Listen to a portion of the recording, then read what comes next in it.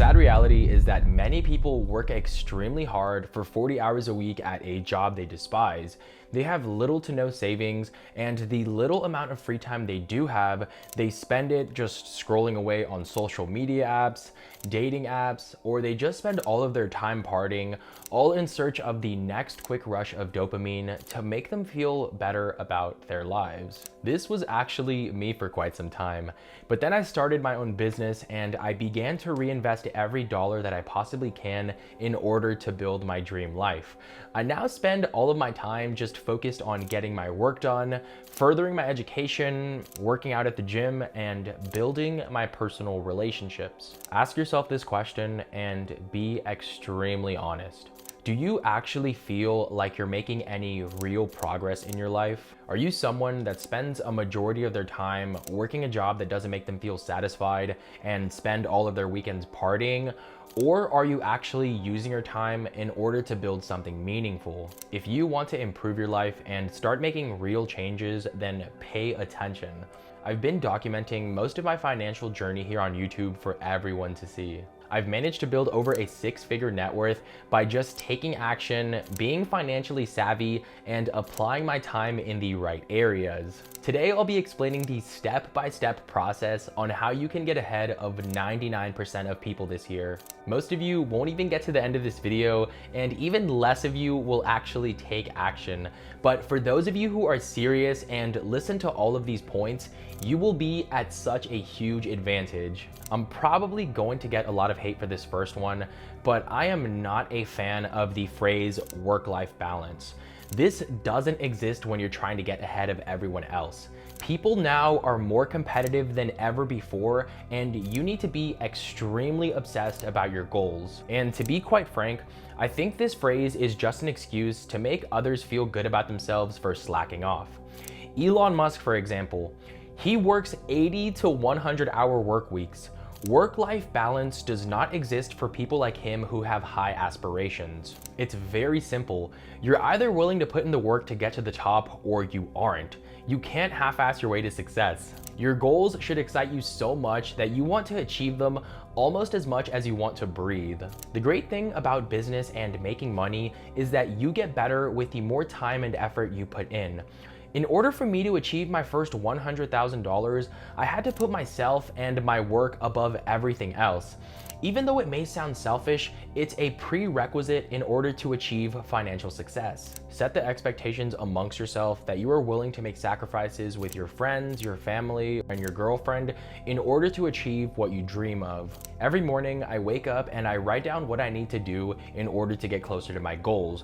This helps keep me accountable, and it helps me envision the reality that I am extremely obsessed about achieving. The next step is to improve your ability to ask questions. I've always been someone who craves information. I actively search for opportunities and techniques that I can learn to apply to the things that I want to work on. For example, I used to work at this gym in a large city in California, and I would see many of the members drive these luxury vehicles like some Bentleys, Ferraris, Lamborghinis, and instead of asking them about their vehicles, I would ask them what they did in order to obtain these vehicles, and more often than not, they were more than happy to give me advice. I was fortunate enough to be taken under the wing of a very successful businessman named Ron, and we even still connect to this day. Ron told me that he admired my enthusiasm for investing and business, and he even said that he saw a younger version of himself in me, which is probably why he wanted to help me and provided me with advice. Ron provided me with many strategies that he applied in order to become successful, and I learned so many things from him. This taught me to seek out advice from people more successful than I am, because sometimes people will genuinely want to give back and provide you with opportunities if you're willing to listen and take action. Ron taught me things such as not making other people's lives busier by asking if it's okay to ask for advice, but instead to ask clear and thorough questions. The quality of questions you ask someone will determine if they help you, but make sure to take action if you seek for advice. If you don't, chances are people aren't going to be willing to help you next time because they'll realize that you're just wasting their time. The third step is to not constantly worry about your net worth. The amount of money you have in your bank account isn't nearly as important as how you actually manage to earn it. Someone could have gotten extremely lucky and bought Bitcoin in the last bull run, cashed out, and they would have made millions of dollars. This doesn't mean that they possess the skills or let alone the knowledge to replicate their success.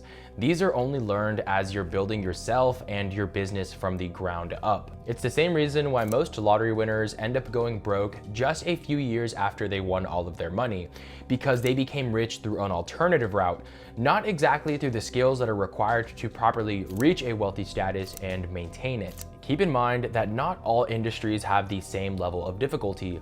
A business owner who's worth $5 million can actually be a better entrepreneur than a Silicon Valley startup CEO who's worth $50 million.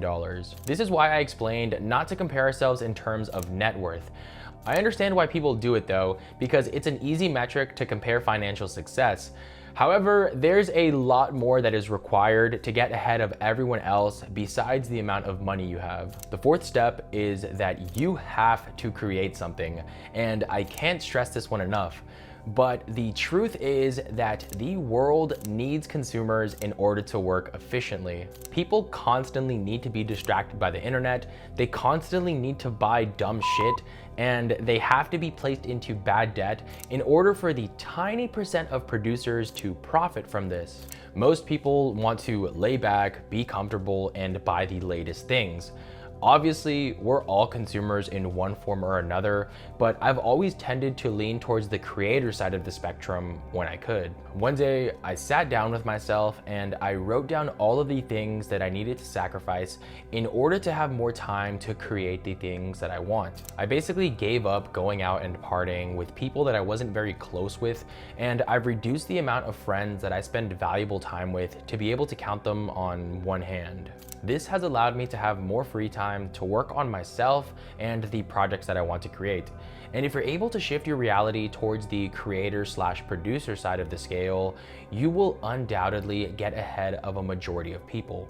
Most of the time, a lot of people aren't aware that they're going through life being a mindless consuming NPC. If you've made it this far into the video, congrats, because this is the last and most important step that you need to follow. This is taking all of these steps and putting them into action. This is what you need to be actually doing in order to get ahead of 99% of people. You need to take your ultimate goal, break it down into yearly goals, these into monthly goals, and finally, you need to finish off with creating the daily goals that you need to be doing at this very moment in order to achieve your ultimate goal. This needs to be an actionable goal that you can take action on. This is you writing, today I'm going to do this task in this place at this specific time. And make sure to be as specific as you can, because the more specific you are will increase the likelihood of you actually achieving these goals. This way, you aren't writing down just some vague goal. You are literally creating a step-by-step roadmap that you can follow to reach what you have set out to accomplish. It's literally that simple. This is exactly what I've been doing. I took the time and wrote down what I need to take action on in order to achieve my ultimate goal.